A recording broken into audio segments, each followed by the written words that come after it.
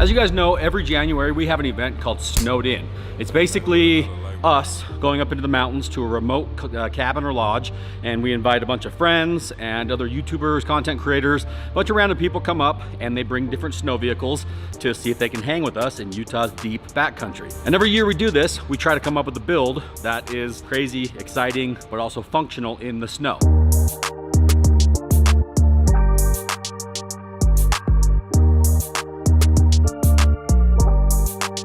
So this year, we've decided to take the Cauldron hot tub, which you guys have seen, and take it to a whole different level. What I mean by that is we are building a mobile spa on the back of a monster snowcat to cruise around in the Utah backcountry. And with the spa, we're gonna have the Cauldron hot tub, an 8-person barrel sauna, and of course, our mobile spa wouldn't be complete without a 2-person cold tub. This is gonna be bananas because all of this is gonna be mounted on the back of this monster mud puppy all-terrain vehicle. However, the purpose of today's video is not necessarily to focus completely on the Snowcat spa build. What we're gonna do is show you all the work that goes into preparing for the Snowed In series, which, believe it or not, is quite a bit. So buckle up, because I dare say that I have the world's most diverse collection of tracked vehicles.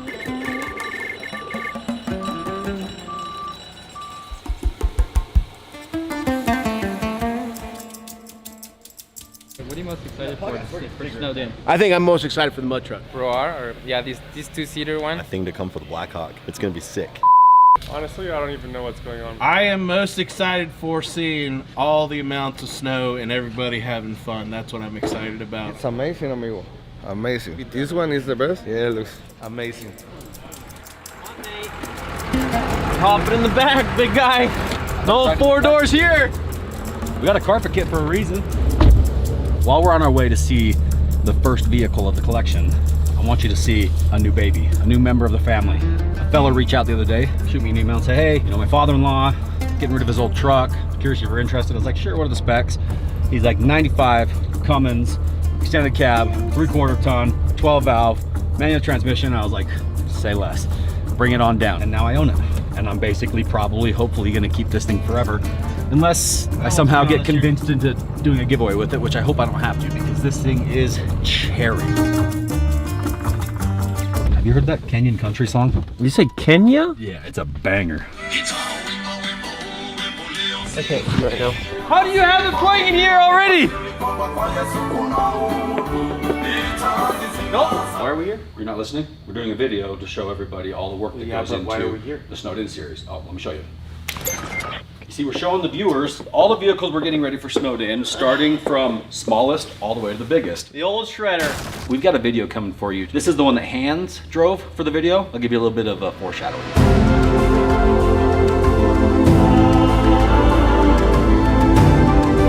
This machine was brand new when we took it out that day, and unfortunately it is no longer in brand new condition. Just editors make me look better right now. Go ahead and add in some better footage. In addition to that, 8 Polaris snowmobiles. Polaris sent these out for our guests of Snowed In, so Cletus, Whistling Diesel, all those guys are gonna be riding brand new factory Polaris sleds. Boosted factory sled, Patriot 9R. We got a couple of 850 Pros, plus my personal sleds that I gotta get down from storage. You may have seen this, you maybe didn't. We built this about a year ago, maybe a little over a year ago for Polaris. It was like a project that we worked directly with them. It's using all factory components. We built it with 6x6 differentials, 6x6 suspension parts. Basically, it looks like it was built right at the Polaris factory. This is like one of the meanest machines on the snow once we add those bad boys. Cannonball.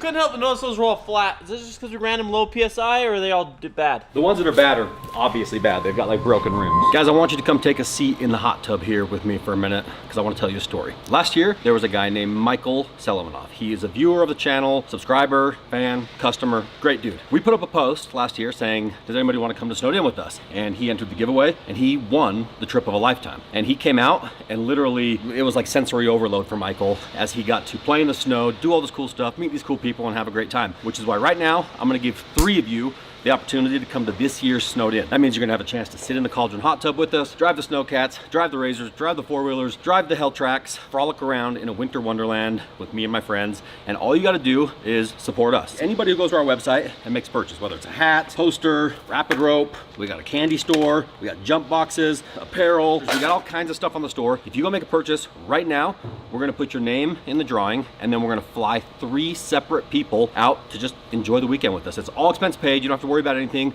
We'll give you plenty of heads up. And also, if you can't come, then we'll either let you sell the trip to a friend or we'll give you a cash prize instead. But this is a hell of an opportunity for you guys to actually experience something that we do that not very many people get a chance to do. And literally, all you gotta do is support us. Click the link in my description below, go to our website, purchase any of our new merch. You can literally buy like a $5 sticker, it doesn't matter. It just shows that you're supporting us, and this is our kind of rewards program and way of giving back to you guys.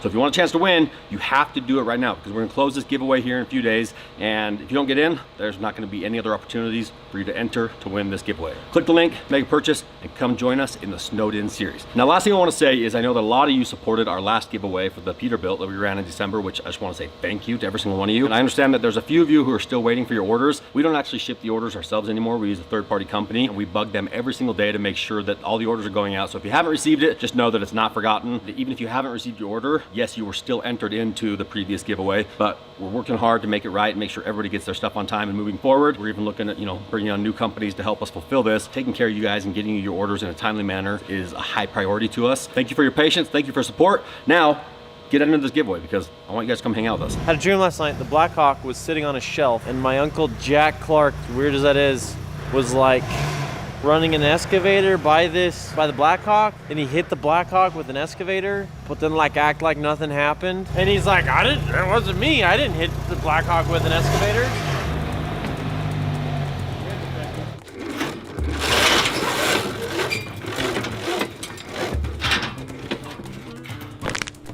These tires are my favorite, and unfortunately, I don't think they make them anymore. This is a 30 by 15 wide on a 15-inch wheel, made by Pro Armor, specifically made for snow with really low ground pressure, and they're designed to put studs in. Yeah. Smallest tracked vehicle that we're taking is gonna be this DTV track shredder. Next up, we're gonna be taking a couple of dirt bikes with the timber sleds on them, and then next up, the Polaris snowmobiles. We're gonna leave these here at the hangar for now, just because we're not quite ready to transport them. There's not really any work we have to do to them. They came straight from Polaris, ready to rip. All these have to do is get loaded in the trailer and then take it up to the cabin. So, Honest question for you. Have you ever rode a Skidoo? back in the day, So you haven't rode like a new one? no. I hear they're great machines. People love them, but I love Polaris. Call them the most flickable sled in the industry. Flickable means, if you haven't snowmobiled before, I'll give you set some expectations for you. It's really, really, really frustrating when you're learning how. And the reason for that is because you don't just turn a snowmobile and ride through the mountain. Unless you're on a flat trail, you're always riding like this. Basically like leaning from one side to the other, which is why they're called the most flickable in the industry, because it takes very little pressure. So there'll be some runs where you'll ride literally on a side of sled like this for like 5 miles. Wow. The Blackhawk is also part of the Winter Snowed In series, and it's getting a new attachment that you guys are gonna go bananas over. It's gonna break the internet. And I don't say that very often. Pretty sure this is gonna do What it. do you think it is in the comments, people? I think it's a smoker. A smoker? I think you should put a big smoker on the side. Like a Traeger? Yeah. Just twin Traegers? Yeah. We only have 4 snow tires, tires. We've only got 4 snow tires we brought back in the hangar, but that's because we have the rest of them over here. I'm telling you, there are vehicles everywhere. We've got more tracked vehicles going to this year's snowed event than probably all the other events combined. We got a lot of stuff going. Polaris Scrambler, the XP1000, Polaris Sportsman 1000 Touring Edition, 2 of those. I think we have at least 3 tracked four-wheelers already up at the cabin. We've got a couple of the four-wheelers with whiteout snow tires. Now these are a little bit smaller than the ones we're putting on the Ranger. These are like a 27. These things just kind of bobble around and bounce around, like you just kind of bounce down the trail like a Care Bear. Some of you may be too young to understand what that is, but you don't know, Nate? No? Okay, well, moving up in size, right here, we've got the 225 horsepower, brand new Polaris RZR Pro R, one of just the most baddest machines in the world. These are the 4-seater editions, and on both these machines, they're actually 2 different machines. This is the Pro R, which is a 2000cc engine, 2-liter, but it's not turbo. The Turbo R, very similar, but the difference is this has the 1000cc turbo engine instead of the 2000cc. My favorite UTV of the weekend hand, we've got my Polaris RZR Pro R, but it's the 2-seater, so it's lighter. And this thing is like a full-blown race car. And what we're doing different with this one, where we're not running the standard Polaris factory tracks. These are tracks that were built by Can-Am for their backcountry machines, more like backcountry style track. And you can see they got way taller lugs, a longer footprint, a bit wider, aluminum rails, and like high facts like a snowmobile does. And the rear track assembly are just monsters. Now you may recognize these tracks from last year's Snowed In, where we had these on Cletus's sandrail, and they actually worked really damn good. Like that thing ripped until I broke it. Oh, track blew off. Oh, track is off. You set me up. We went through and we fixed the aluminum track frame, which I broke last year, and we've installed them on my 2-seat Pro R. We got rid of the plastic drive sprocket and added billet aluminum. Way better bite there, way better grip. What's gonna stop you from ruining them this year? It's a question people are asking. It's my machine, not Cletus's. We're gonna rip around all the vehicles. I'm probably gonna borrow some vehicles and break them. Try to get that out of the way early so that everything's just broken. Just so we're clear, I talked to Cletus yesterday. He's very concerned about shipping his truck out here early. Oh, he should be. Every year, the guests that we invite, whether it's Cletus or Cody or Whistling Diesel, all those guys, they ship out a vehicle or 2 or 3 or 4 to, you know, join in the festivities. This year, I don't think Whistling Diesel is shipping anything out because last year he shipped out Monster Max, which was a ton of work, like a ton of work. I'm actually surprised he made it happen. So this year, he's gonna take a little bit more low key and just come out and, you know, run our equipment. Cletus, on the other hand, is shipping out his single cab TRX, and we're gonna put some monster tracks on that. And supposedly he's gonna jump it, but we'll talk more about that a little bit later. If you're familiar with snow vehicles, you know this is a must. This fender may look dumb. This is the difference between being able to drive this machine and not. Because if you don't have this, what happens is all of the snow gets thrown up directly into the cab. Like last year, one of our machines that didn't even have these nice tracks on it, literally the entire cab's full of snow just from the tracks throwing it in there. I So just couldn't help but notice they're just on your vehicle, not on anyone else's. Is that by design? Well, I just figured, I don't know. look at the track paddle on these. That's like a 2-inch paddle. These track paddles are like maybe 1 inch, so these throw much less snow. Don't get me wrong, these still throw a ton of snow into the cab, which is still annoying. So technically they should all use fenders. It's just we've only got so much time because, as you're about to see, we got a bunch of other projects. 22 machines, 22 Polaris machines, well, 20 Polaris machines, because the 2 dirt bikes are Kawasaki's, but they have the Timber Sleds, which is a Polaris company. So 22 vehicles plus the other Ranger that's getting the 6x6 tires. These are the biggest, the baddest, and the highest performing vehicle bolt-on tracks in the industry, like by far. Last year we had them on AMW Hellcat Gladiator. It was probably the most popular vehicle of the weekend, right?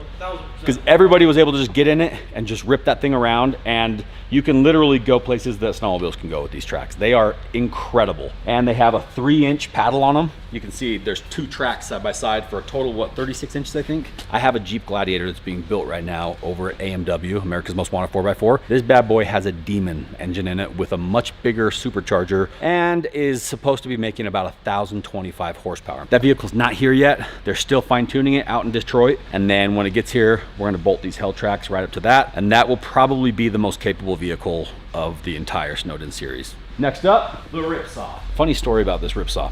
I bought it from Kanye West. Cletus bought it from me, and then Cletus sold it to our friend Mike Patey, who's like one of like the most insane aviation gurus in the world. And then Mike came to me and said, hey, I've had my fun with it. Do you want to sell it? So technically it's for sale right now. If anybody's interested and you want a Ripsaw, hit us up, info@HeavyDSparks.com. We're selling it for Mike Patey. In the meantime, we're just making it nicer. We've gone through it from head to toe, done all the updates, upgrades, maintenance. These tracks are not necessarily designed to bite like deep powder. I wanted to basically build these bolt-on cleats, basically have it kind of go around and clamp the track. You guys remember our buddy at Atlas Towing, Brian? He has this old first gen Dodge Wrecker that we've used for a ton of different recoveries. It's a 90 or 91 12 valve 5-speed with a wrecker on it, and it came in the shop and got a facelift.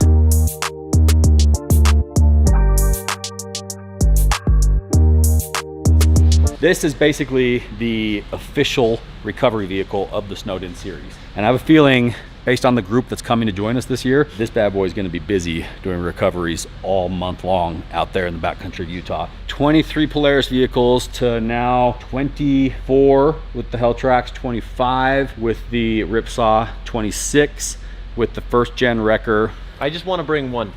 And what? Let me bring one vehicle that you don't know about. Let me go pick it. I already have it in mind. I've already talked to him. So are you asking me for permission or are you telling me? I'm telling you, the guys are going to put tracks on a vehicle that I want to bring to Snowden this year. What is it? I'm not going to tell you. We can go get it, but I'm not telling you until we get there. When can we get it? Right now. I've already talked to him. We're We're just going to do it as like a, oh, weird, it's here. I mean, if we're doing the video, we might as well include That's why I'm bringing this up See now. this, you know, he did the storage unit purchase where he kind of went out on a limb and crushed it. turned out well. So now his confidence is just to the moon. So what do you want to put on it? Well, I haven't, to be completely honest, I haven't thought that far. Never that easy. You do it every time. I know, but I always come up with a solution. Now I have to come up with another solution. A good feeling we'll find a solution. All right, well, I guess we're gonna go get another vehicle. We're just driving downtown and through, this is where Dave grew up, and he just claims he's bought and sold everything I point out that's cool. He just pointed out a truck, and he's like, oh, we're probably gonna end up with that thing at some point. And I was like, oh, I already had it. I sold it to that guy. That's true, I did. And then he's like, oh, we're gonna end up with the tugboat. The guy has a really cool tugboat. I've been trying to buy the tugboat for years, he won't sell it. He actually bought the semi from me to pull his tugboat. And then I instantly became jealous and tried to buy the whole combo back. Not interested. This is it.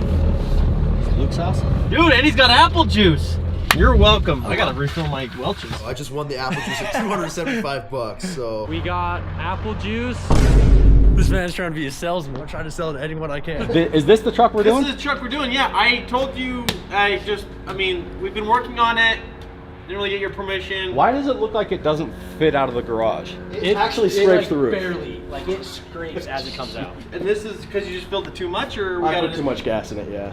I've been wanting to put tracks on it. The front pumpkin was flat, so we shimmed the crap out of the front axle. It's way sketchy. It's sketchy, but for snow, it's all right. So this is basically a K5 Blazer with a shortened short bed on it. What, a 14-inch lift? 15-inch lift. 15-inch lift, all leaf spring. Rides like a trampoline.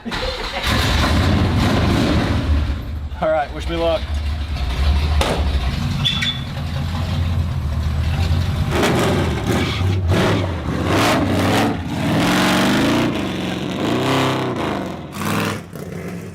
exactly what they said not to do. Oh, The shims that they were talking about. I think it's safe to say their shims didn't work. That is by far the most dangerous vehicle I've ever driven in my entire life. By like a long shot. Basically, they shimmed the front axle. Well, we have the shims now in the other truck. I wouldn't say they shimmed the front axle. Well, it started off. Oh, so one side completely fell out. That makes more sense. The day started off with shims. I was about 3 bolt turns away from just losing my front axle completely. You almost wiped out that trash can. Bro, I almost wiped out everything along the route. It got to the point here at the end, there was 0 steering left.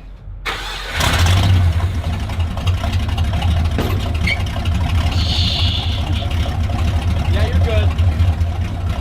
Should have definitely trailered that back. So they rotated the axle with the shims that apparently fell out so they could put a front driveline on it because they'll need it for the snow. But then we got to do something about that because that's not going to work. Anything but hill tracks is going to look stupid. I know. That's what I was saying on the way here. Actually, there's 3 or 4 different drinks in this one drink right now because I don't quite finish it every time. I just add to it. Oh shit. In Luke's defense, he did say, are you bringing a trailer? I said, nah, we can drive it. And then he says, depends on who's driving it, skull face. So, I mean, I trust Dave to drive anything, I guess. December 31st. And got the guys, you know, working today. So I figured, why not cook them up some steaks? Call me the Gordon Ramsay of the shop, just because my cooking is just phenomenal. Oh.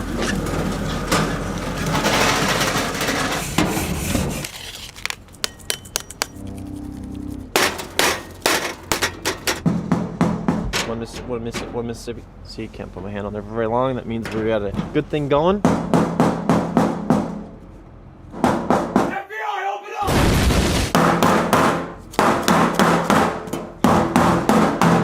I've already filled it up today. I've already drank a full one and then refilled it with another one. Last year we built the Freedom Bus on tracks. Again, I don't say break the internet very often. That one broke the internet. It was one of the most viral pieces of content we've ever done and one of the coolest things we've ever done because it actually worked.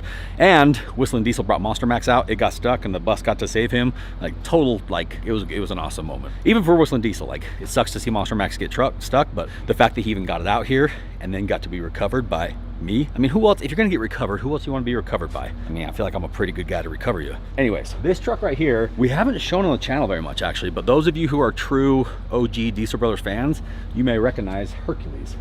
This was our first mud truck build ever, but this bad boy is getting tracks and they are big tracks. In fact, it's borrowing the tracks from its big brother, the Freedom Bus, and it's getting the monster snowcat tracks that we built for the Freedom Bus this year. So you know, believe it or not, this is not our craziest build. We've got crazier still. Few moments. I used to own that plane. Isn't that a Japanese warfighter? It's an IAR 823. It's a Romanian military trainer plane. I can't remember if I got Scam. I can't remember if I got that and then traded it for a helicopter or traded a helicopter for that. Hold on, let me think. I bought a Wrecked Infinity, traded it to my buddy for a rotorway helicopter, had the rotorway helicopter, thought I was gonna fly it. Good thing I didn't, because it would have died. Had a guy come out and say, hey, I'll trade you my IAR 823. So I traded him that, and then I took that and I sold it. I haven't seen that plane for 12 years. I don't know what's doing here. That's wild. Couldn't tell if I owned my helicopter first, plane. I'm over here trying to figure out if my kids had a tricycle first or if they had a scooter first. Huh? John, why are you looking at me like this is the first time you've seen a steak? Last year on the Freedom Bus, tracks actually worked really well, but unfortunately I snagged one on a tree as we were kind of going through the tight woods, and it ripped the track completely off. And what happened was it broke the actual hub assembly for the track. Come on, Camino, what are you running for? There's Camino, he's trying to be. Basically, these are all custom built tracks. None of this is like stuff you can just buy. However, we did hodgepodge parts and pieces from all sorts of different vehicles, mostly snowcats. So the Beast snowcat or any Bombardier snowcat, we're running the Bogie and Idler wheels, and we're also running their drive sprocket. Last year, this drive hub got completely sheared off because the track got caught on a tree, which a lot of leverage basically just snapped it right off. But as you can see, this is a very big, beefy component to break. Both Hercules and the Freedom Bus run the Axletech 4000 series axles, which means it's the same bolt pattern, same everything. They just bolt right up.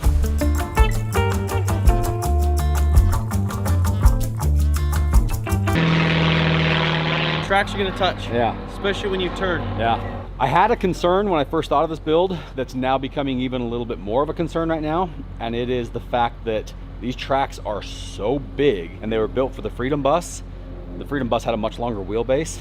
I'm concerned that these tracks might actually touch each other. If I have any self-discipline at all, I'll just move on to the next build, which, you know what, we should probably just get into right now. That'll keep me from trying to install this track by myself and killing myself. Thought we were going inside to look at the other one. Yeah, that's where we're gonna be in just a minute. Just gotta see something here real quick.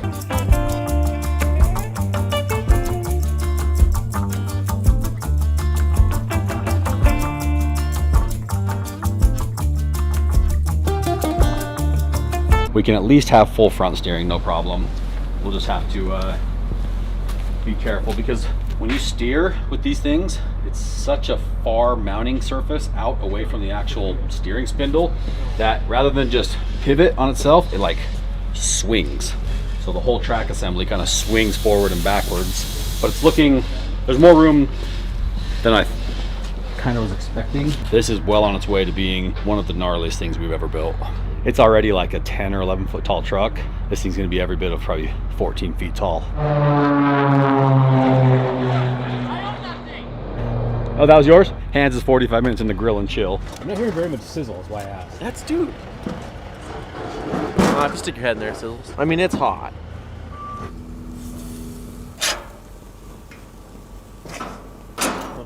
I guess we just let them sit for 45 minutes. This is a 12 foot wide by 20 foot long platform, but it expands to actually be 18 feet wide. We got fold down sides on each side. This is built as a roll off platform. So basically, you know, like those trucks that bring the big dumpsters, the job sites, or to big commercial buildings, the hook trucks, hook the dumpster, roll it up. Well, this is the same type of bed. It's gonna be a hook lift bed.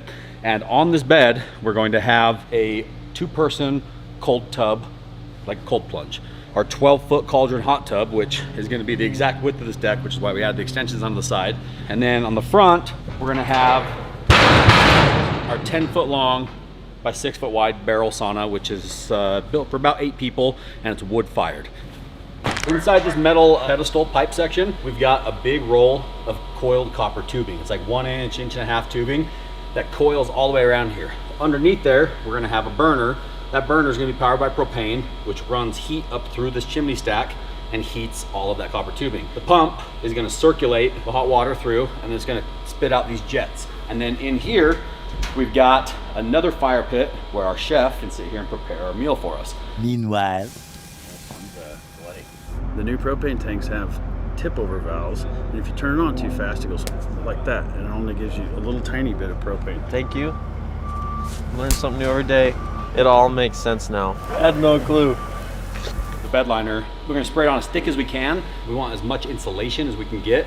There's gonna be a bunch of other stuff added. We're gonna have bubblers. We're gonna have full bench seating all the way around. We're gonna have a 2nd row seat right here. This time around, we want the water to be basically crystal clear, because we're gonna run it through a pump and a filter, and like actually probably have salt water in it, so that it's nice clean water that you could actually have multiple guests in and not be grossed out by. How are we going to fill it with water? We're gonna take totes. Last time we did this, we melted snow to get the water. That was a nightmare. One final piece, which is this beautiful barrel sauna, which I had custom built specifically for this application. Right here is gonna be a wood burning stove. That wood burning stove will have a chimney at the top, and it'll sit here and create heat, and then you take your little ladle and your bucket, and you splash the hot water on there. This thing's gonna get super hot. And then all of that is gonna be sitting on the back of our Nodwell Mud Puppy. This I bought for recoveries, and then we never ended up using it. It's geared really, really, really low. I think the top speed we got out of it when we tried before was like 5 or 6 miles an hour in the highest gear. But the idea that I have here is to be able to cruise down like a groomed snow trail with all of the spa activities going on the back here. By the time we get it set on here, I'll bet you the platform weighs, it's probably gonna be 25, 30,000 pound load on the back of this, which is perfect because that's what this thing's built for. We got a lot of work to do, which is why I'm gonna go get back to work and let Nate here go edit this video so you guys can get an idea of what we got coming up and what's in store for all of you viewers. 2000. This is all seriousness. Everyone's like, Hans has a drinking problem, Hans has a pill problem, Hans has a getting high problem. I've never tried alcohol, I've never smoked anything, I've never taken any pills, I've never tried any drugs. Literally, I haven't even tried nicotine. So everyone that's like in the comments saying that I'm a druggie or whatever, that's it. And that, my friends, is how you grill steak. Pick one. That one. That one's hot. Probably not all the way. That one's probably cooked them up. Pretty good.